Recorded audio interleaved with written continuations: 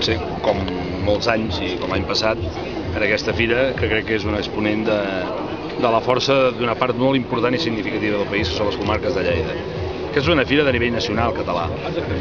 I en aquesta crisi que estem econòmica, des d'Esquerra Republicana no ens cansem ni ens fatiguem d'explicar que una de les sortides que tenim a la crisi com a país és el sector alimentari. La importància de l'agricultura i la ramaderia, la importància que moltes vegades no se li ha donat. En aquests darrers 10 anys hem vist com els sectors molt importants, també com el de la construcció, han acabat absorbint una part de l'acumulació de capital que ha distorsionat fins i tot el mercat de treball. En aquests moments girem els ulls i segurament trobarem aquella gent sacrificada, que és la gent de la pagesia, la gent que ha fet l'esforç, les indústries de la transformació agroalimentària. Per tant, avui diem Esquerra Republicana aquí, i ho farem també en el debat monogràfic d'Agricultura que tindrà el Parlament de Catalunya el dia 14 d'abril. Aquest és un debat que va exigir Esquerra Republicana al costat de les organitzacions agràries, especialment d'Unió de Pagesos, i hem aconseguit que aquest debat el tinguem. Aquest serà un debat important. I jo vull emplaçar tots els partits, i ho dic aquí formalment, vull emplaçar tots els partits i grups parlamentaris que el debat del 14 d'abril sobre agricultura no sigui un debat de desgast d'uns contra els altres, sigui un debat per parlar del futur, del present i del futur. Perquè Catalunya serà un país pròsper, serà un país amb una indústria, amb uns sectors emprenedors, si sabem cuidar el sector més fonamental, el que menys es deslocalitza, que és l'agricultura, amb molts problemes avui, a nivell europeu, a nivell de competitivitat, a nivell d'altres països emergents, però segur que és un sector segur per Catalunya, que podem donar-hi tota la inversió que vulguem perquè sabem que tindrà retorn sobre el territori i la gent. Per tant, el compromís i la petició que faig és que no es converteixi en un assetjament d'uns contra els altres, de recordar el passat o mirar la gestió, que també és lògic que l'oposició fiscalitzi, però que mirem el futur uns i altres i puguem assolir a la llarga un pacte nacional com hem assolit amb educació, amb immigració, amb recerca, perquè l'agricultura i el sector primari d'aquest país ho necessiten. Quina seria la proposta ara que s'hauria de fer al sector agrícola per sortir una mica de la situació en què està vivint? D'entrada que els productes catalans tinguin els mateixos controls que tenen els productes que venen de fora. Avui en dia un pagès del país fa una sèrie de controls de qualitat, hi ha un control per part i una inspecció permanent que ens sembla lògica, però el que no pot ser és que qualsevol producte d'horta que està arribant de molts altres països no passa els controls que passem els catalans.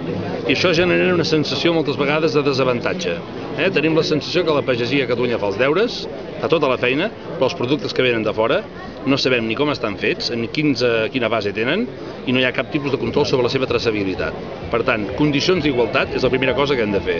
I això no només necessitem l'Estat, ho hem de fer des de Catalunya, i el govern de Catalunya té els instruments suficients per poder-ho fer. Més ajudes també des de l'administració? Sí, però fixi-s'hi vostè que en aquests moments entrarem al 2013, en el qual molta bona part dels fons europeus s'acabaran. També hi ha una part de la pagesia catalana que es queixa de que els ajuts se'n van a parar a altres zones de l'Estat, a altres comunitats, i que a Catalunya aquests ajuts no els veiem. I per tant, el que demanem i el que demana el sector i el que demanem des d'Esquerra Republicana és podem parlar d'ajuts, però el que cal és condicions d'igualtat. Avui en dia la pagesia catalana es troba amb productes que venen de fora, repeteixo, que no passen cap dels tràmits ni els controls que passem des de Catalunya, i altres comunitats autònomes que estan hipersubvencionades. Del que es tracta és que les ajudes siguin iguals per a tothom, que les ajudes vagin a parar al territori, perquè avui en dia hem de parlar d'alimentació i de gestió del territori. La pagesia, l'explotació agrària familiar és qui assenta la gent al territori, i les ajudes han d'arribar a baix. A vegades hi ha la percepció que els grans grups de pressió, les grans empreses, es queden les ajudes. Ajudes n'hi ha, però hem d'aconseguir que arribin a baix. I a vegades tenim la sensació que el pagès aquesta ajuda no la rep, cada cop més ha de lluitar contra grans grups que escanyen més els preus. Necessitem preus justos, i aquesta ha de ser la conclusió. El control ha de ser igual per tothom, la subvenció ha de ser igual per tothom, sobretot pels petits i mitjans, però ha d'haver-hi preus justos.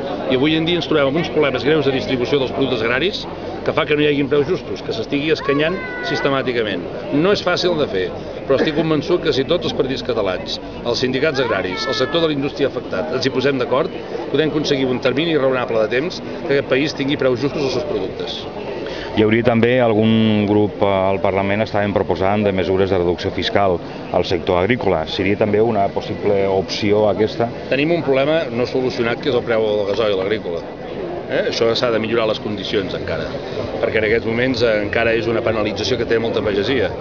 Però també creiem que hi ha d'haver altres deduccions, és a dir, la gent que reinverteix, la gent que fa l'esforç de millorar la seva explotació, la gent que vol ampliar la seva explotació. Avui en dia ara tindrem una oportunitat tindrem una oportunitat perquè la pressió urbanística ha baixat i per tant hem de pensar que hem de fer reserves d'espai agrícola per la gent que vulgui ampliar, perquè a vegades tenim una mentalitat de pensar doncs, que l'agricultura de Lleida, però per exemple l'agricultura del Vallès és una agricultura molt assetjada per la pressió urbanística i per tant sí que les reduccions o les deduccions fiscals han de ser un incentiu, perquè aquí es parla molt d'indústria, es parla molt de turisme, però no hi hauria indústria i turisme sense sector agrícola i per tant hem de començar a plantejar també aquesta possibilitat en l'àmbit del sector primari.